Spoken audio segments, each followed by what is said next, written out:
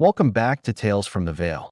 Tonight, we journey to the forgotten kingdom of Eridor, a land once famed for its wise rulers and shimmering cities.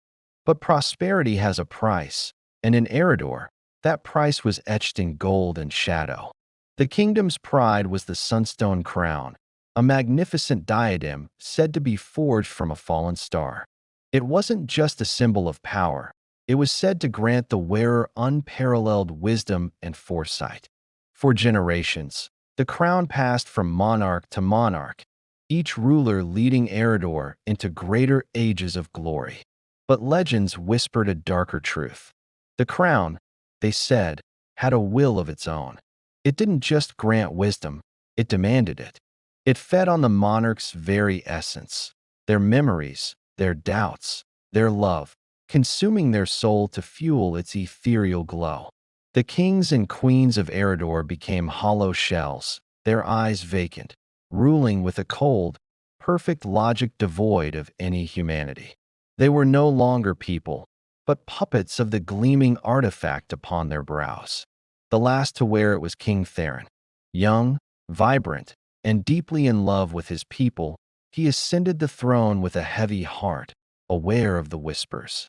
On his coronation day, as the Sunstone crown was placed upon his head, the court watched in horror. The gold seemed to melt and writhe, shimmering tendrils wrapping around his head, his face contorting not in pain, but in an eerie, blank serenity. He stood, his eyes now glowing with the same cold light as the crown's gem.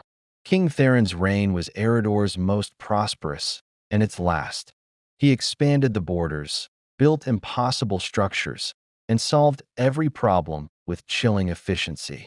But the people starved for a kind word, a genuine smile, a compassionate ear.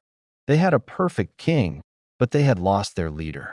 One day, the king simply walked out of his castle and vanished into the mountains. Explorers later found the Sunstone crown resting on a desolate peak, pulsating with a faint, hungry light. As for the king, there was no trace. It was as if the crown, having consumed all he was, had simply discarded the empty vessel. The kingdom crumbled soon after, a testament to the truth that a kingdom without a soul is no kingdom at all. Thanks for listening to this tale from the Vale. If you enjoyed this story, be sure to like, subscribe, and ring that bell so you don't miss our next journey into the unknown.